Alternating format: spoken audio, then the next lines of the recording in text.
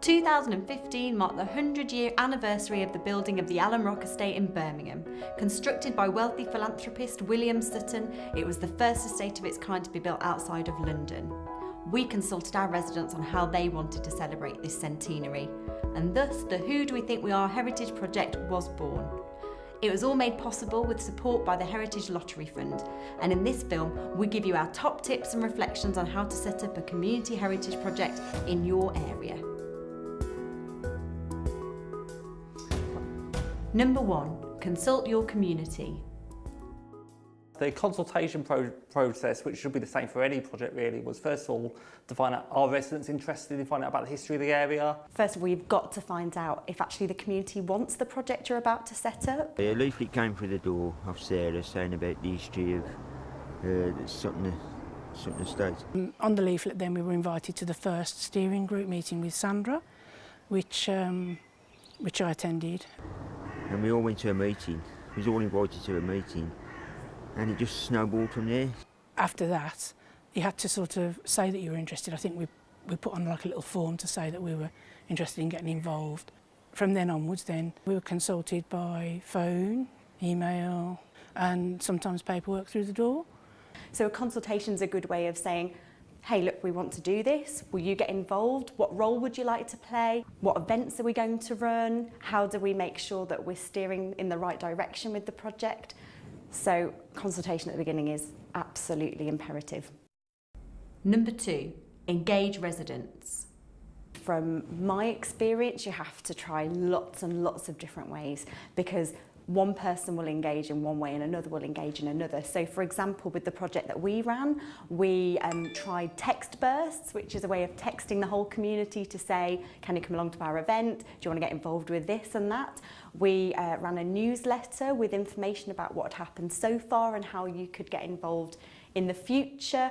We did absolutely loads of door knocking. Actually, nothing works better than having a face. Unfortunately, quite a lot of the time flyers will get binned or lost in other junk mail. So knocking on the door was a really, really good way of doing that. The residents have been engaged with this project in bringing together like everybody's experience of living on the estate. I believe there's been 31 interviews or so. I contributed myself, so I did my daughter and my granddaughter. And it's nice to see their aspects of how they feel about the estate to what I feel. If you see the interviews that we're conducting on this estate and all the different people that are actually bringing together and they're sharing their stories and their history together. You've got to find that hook, the thing that the community wants, and actually it might be something that isn't really about heritage to start with, but that draws them in. The project started about the history of, then it went on to this allotment which we built. And it sort of brought all the community together. More people are more open, more friendly, more chatty to each other. Whereas before all the neighbours was distant, but now they all come together. And if you're not interested in sort of local history, such as like I am, then, you know, to be made aware of it, it's good, I think. And I think the project's worked well with the community feel more, you know, talk more. It's just like it wasn't happening before. So I think it's sort of a general interest that may have brought people together. Number 3, build partnerships. So partnerships are essential. First of all, you don't want to be reinventing any wheels. So actually, if there are partners that are already doing things, why not work together to achieve a similar goal? The partnerships that we've kind of felt are really important for this project in particular were with people who could provide volunteers, so with organisations such as the National Citizens Service, South and City Birmingham College.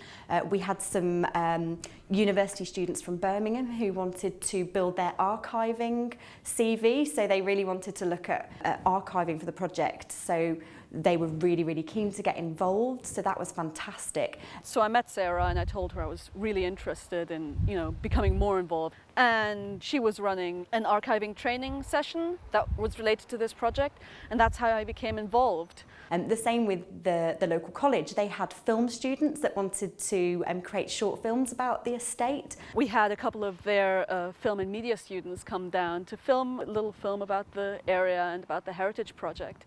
And that's been really valuable, because working with young people and young people becoming, you know, aware of like the local history as well. I think the key is to make sure that the relationship is reciprocal and that you can offer them something at the same time as them offering you something. So that's been fantastic. We also work with people who could provide training, people like the Oral History Society, who could kind of train and upskill volunteers. And then organisations who might be able to kind of provide information and research, people like the Met Archives in London. Which actually stores all of this historical information about William Richard Sutton. So from there I could see his will, and there's also audio tapes of several different interviews that were actually conducted on this estate. So we tried to work with as many partners as possible and really see what the different strengths of each organisation were and how they could support the project to be a success. Number 4, run interactive events.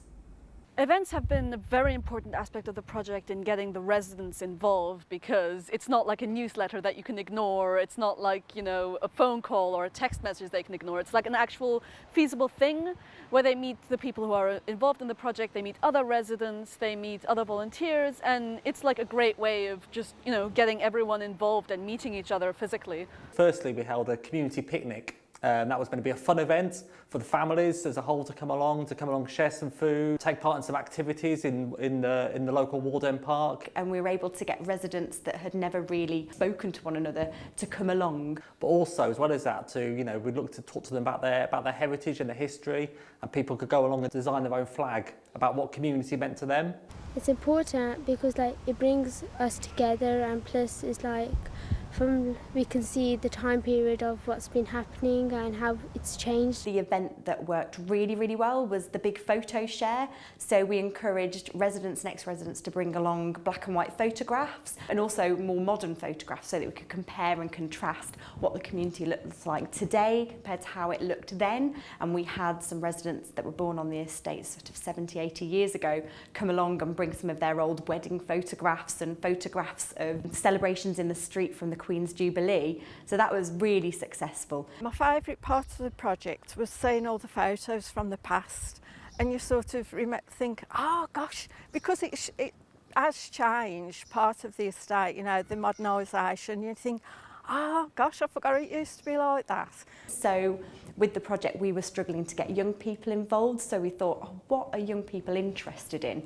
And we came across a fantastic artist called the Poet with Punch, who runs poetry and boxing workshops, and we thought that would be fantastic. My favourite event was Poet with a Punch. My poem was about growing up around the community. I enjoyed doing it because rather than being at home on your phone and that, you could be out with the community doing new things that you've never experienced before. Number 5, don't forget legacy. So for future generations, the measures we put in place are really important to make sure people can find out more about what's happened here. So for example, we've kind of set up a website. People are kind of able to access there, find out things about the stories, the pictures and videos of what's happened here. A time capsule is being pulled together by members of the community, so it'll have newspapers from today in it, a mobile phone, some of the stories we've collected, black and white photographs, which is really exciting. We've also got a listening post, and that listening post is going to be able to be taken to other community venues, and people can use that to try and see some of these stories. We want future generations to be able to access the material that we've collected. So we've been working with the Library of Birmingham and their archiving department to pull together all of those materials so that they can be accessed by future academics or future community members. So we're really pleased that that's happened. So we hope the project will leave a really big impact both in the Alum Rock area of Birmingham as a whole, and also for Clarion, as a national housing provider. And we also hope, I guess, that it maintains that momentum where people continue being interested and getting involved, whether it be in a heritage project or with another community action project. If the project develops further, perhaps on other estates or anything, and I could be of any help, I wouldn't mind doing that. Even after Sarah's gone and everything, you can also see it carry on and people still talking about it in years to come. It's important to me because here, where I'm living now, we can have memories. And I'm hoping that, it will escalate from this. It's really important that we carry on doing what we're doing to make everybody happy.